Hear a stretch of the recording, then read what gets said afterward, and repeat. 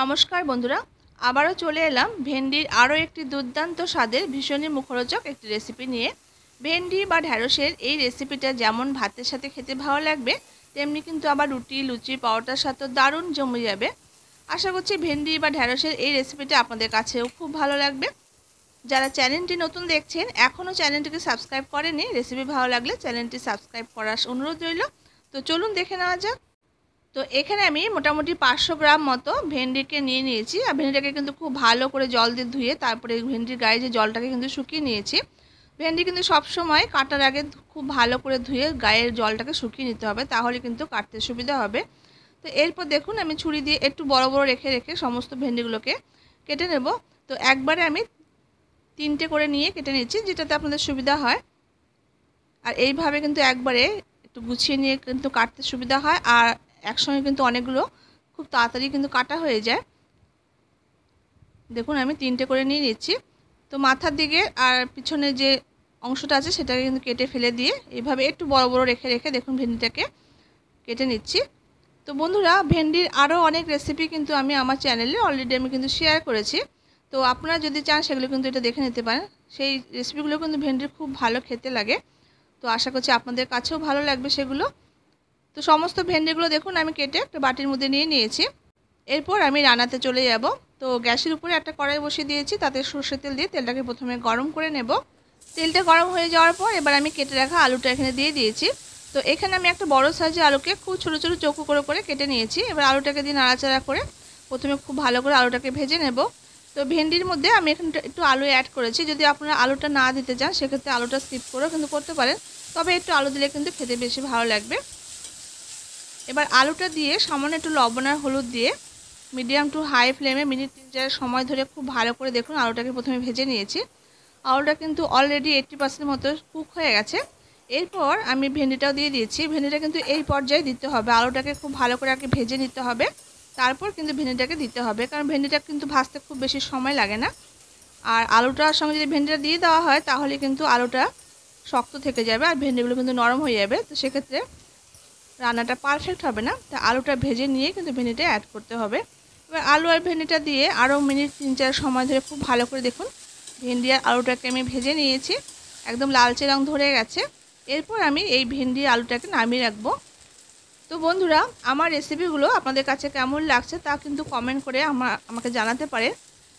আমি কিন্তু ঘরোয়া ধরনের নিত্য নতুন রেসিপিগুলো আপনাদের জন্য নিয়ে আসার চেষ্টা করি, যেটা কিন্তু খুব সহজভাবে আপনারা তৈরি করতে পারবেন আর খেতেও টেস্টি হবে। তো সেই রেসিপিগুলো কিন্তু আমি শেয়ার করার চেষ্টা করি। তো আশা করছি আপনাদের ভালো লাগছে। যদি চ্যানেলটিকে সাবস্ক্রাইব করে থাকেন তাহলে পাশের যে বেল বাটনটি আছে সেটা কিন্তু প্রেস করে অল করে রাখবেন, তাহলে কিন্তু আমি যখনই কোনো রেসিপি আপলোড করব বা চ্যানেলে শেয়ার করব সঙ্গে সঙ্গে কিন্তু আপনারা নোটিফিকেশন পেয়ে যাবেন। ভেন্ডি আর আলুটাকে দেখুন খুব ভালো করে ভেজে নিয়েছি। এরপর কড়াইতে আবার আমি সরষের তেল দিয়ে দিয়েছি। এবার তেলটাকে গরম করে নেব। তেলটা গরম হয়ে গেলে এখানে আমি 1/2 টিস্পুন জিরে ফোড়ন দিয়ে দিয়েছি। এরপর জিরেটা একটু ভাজা ভাজা হয়ে গেলে এখানে 5-6 কোয়া রসুনকে একদম কুচি কুচি করে কুচিয়ে নিয়েছি, রসুনটাকে দিয়ে দিয়েছি তেলের মধ্যে। এবার রসুনটাকে 2 মিনিট মতো ভেজে নিয়ে এখানে 2টো কাঁচা লঙ্কাকে একদম কুচি কুচি করে নিয়ে দিয়ে দিয়েছি। এবার রসুন আর লঙ্কাটা দিয়ে মিনিট 2-1 মতো একটু নাড়াচাড়া করে ভেজে নেব। রসুন বেশ সুন্দর একটা যখন ফ্লেভার বেরোতে শুরু করবে সেই সময় কিন্তু আমি এখানে একটা বড় সাইজের পেঁয়াজ কুচিয়ে দিয়ে দিলাম। আর রসুনটা কিন্তু একদম যেন পুড়ে না যায় ভাজতে ভাজতে, সেদিকটা খেয়াল রাখবেন। রসুন পুড়ে গেলে কিন্তু তিতকুটে একটা লাগবে খেতে, রসুনের একটা বিশ্রী টাইপের গন্ধ হয়ে যাবে, খেতে ভালো লাগবে না। তো রসুনটা কিন্তু হালকা করে একটু ভেজে নিয়ে তারপরে কিন্তু পেঁয়াজটাকে অ্যাড করতে হবে। এবার পেঁয়াজটাকে দিয়ে মিনিট 2-1 মতো একটু নাড়াচাড়া করে নেব। পেঁয়াজটা কিন্তু খুব বেশি কড়া ভাজা করব না, পেঁয়াজটার মধ্যে যেন হালকা একটু কাঁচা কাঁচা ভাব থাকে সেরকম করে কিন্তু ভেজে নিতে হবে। তো দেখুন পেঁয়াজটাকে কিন্তু আমি হালকা ভেজে নিয়েছি।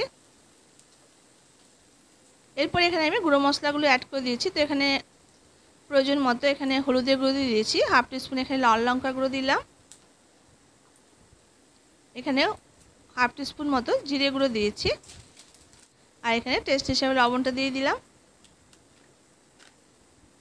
আর এখানে যেটা করেছি এখানে কিন্তু আমি একটু 1/2 টিস্পুন মতো একটু আমচুর পাউডার দিয়েছি। আর আপনাদের কাছে যদি আমচুর পাউডার না থাকে সেক্ষেত্রে কিন্তু একটু টমেটো পেস্ট করে বা কুচি করেও কিন্তু দিতে পারেন। এবার সামান্য একটু জল দিয়ে মশলাটাকে খুব ভালো করে একটু কষিয়ে নেব। তো এখানে আমচুর পাউডারটা দিয়েছি, তাহলে একটু বেশ টক টক ভাব খেতে কিন্তু ভালো লাগবে। তো মশলা দেখুন খুব ভালো করে কষিয়ে নিয়েছি, মশলা চারদিক থেকে তেল ছাড়তে শুরু করেছে। এরপর আমি যেটা করব এখানে আমি ডিম অ্যাড করে দেবো।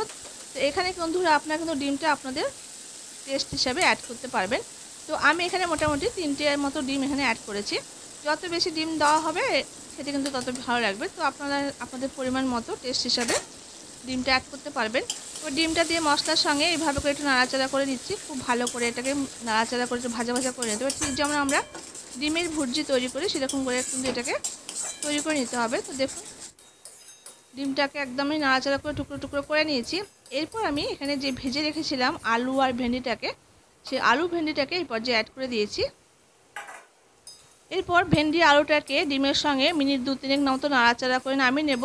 যেহেতু আলু আর ভেন্ডিটাকে আমি আগে রান্না করে নিয়েছি, অলরেডি কিন্তু কুক হয়ে গেছে।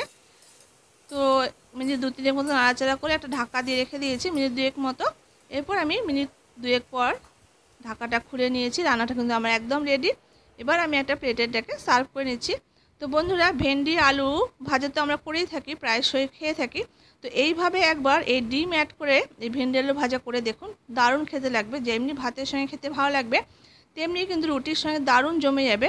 অনেক সময় আমরা ভেবে পাই না যে রুটির সঙ্গে কী রান্না করা যায় বা কী পরিবেশন করা যায়। তো এই রেসিপিটা কিন্তু রুটির জন্য একদমই পারফেক্ট।